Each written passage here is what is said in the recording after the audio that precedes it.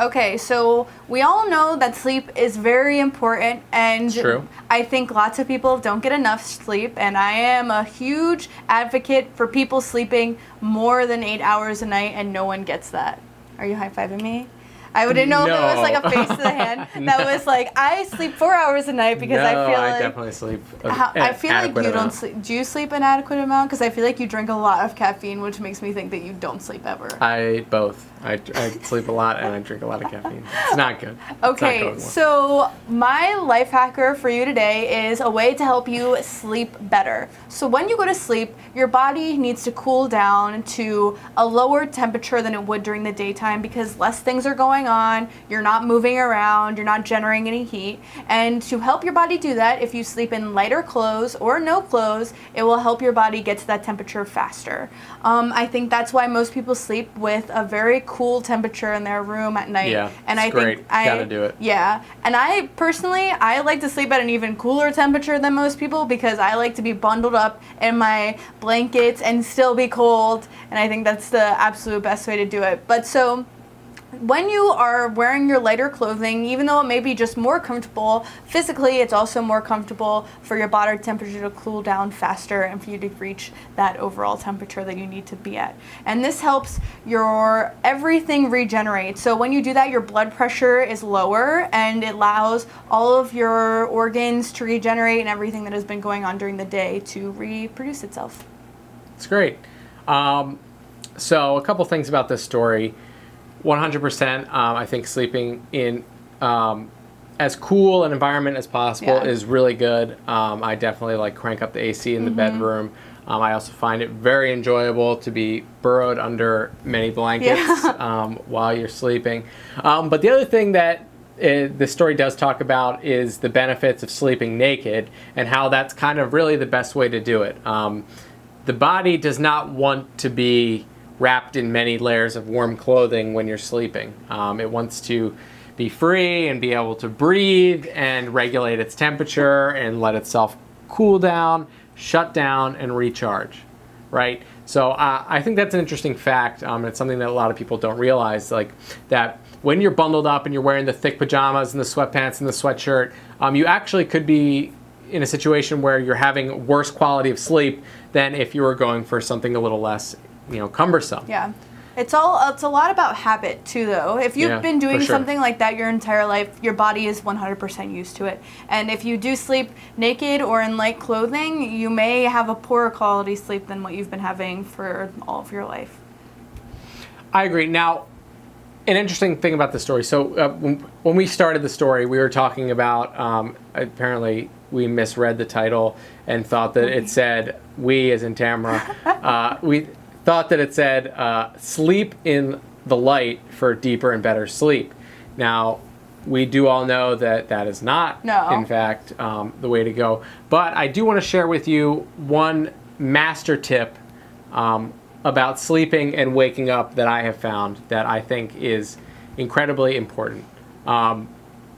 So one of the things that I do, I've started implementing it relatively recently, and it's been a game changer. So, Tamara, what do you do? What's the first thing you do when you wake up in the morning? What do you normally do? Well, usually I wake up very early, like 6 or 6:30, and so the first thing I usually do is sit there for a second, and then I get up and go brush my teeth because I have to immediately get dressed and leave. Very good. So what I normally do, as an instinct, the first thing I do when I wake up is I look at my phone. Now I have my alarm on my phone, and I hit the alarm off, then I pick up the phone, and the first thing I do is like I'm trying to get in there. And that is one of the worst things you can do for yourself. And what I used to do, and this is the master life tip right here, I have disabled my email notifications from showing up on my phone. So, you know how normally like your phone will buzz and it'll show you your emails, or you it'll could pop just it up on the turn screen. on Do Not Display. Or turn off, go on to Do Not Disturb mode, sleep mode. At night? On iPhone, this is what I do. Apparently Tamara knows all of my life hacks. So I work for a company that people don't sleep. I get emails 24/7. I'm sure you do too. So yeah, I don't see them anymore. I know. I put on I've shut it down. You on iPhones. I don't know if you can do this on your phone, but on iPhones you can set Do Not Disturb to come on from one point in time to another point in time every single day. It also has another mode that changes the lighting on your phone, so it makes it to a warmer setting. You're supposed to turn that on 30 minutes before you go to sleep so that your eyes start to adjust and stop staring at the bright white light. Oh my God, Tamara knows even more than I do. And so, believe me, I am the biggest advocate for sleep. I have been sleeping, and when I was I've been sleeping my entire life. When I was in college, my friends used to make fun of me because I would sleep 9 hours every single night of my life. Now I can't do that because I'm not as active during the day, and my body just doesn't need that much sleep, so I sleep about 8 hours every night.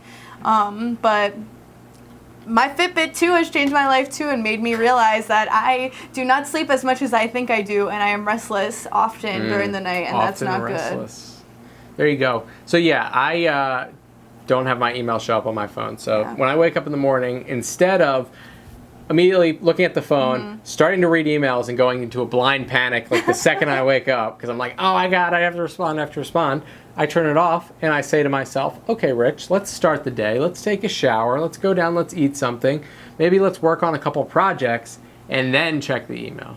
And I think it also trains people, like the longer they work with you, if they know that like you're not the type of person that's gonna just like, you know, because we're so unproductive when we are just like constantly interrupting from our tasks to respond to emails and check emails.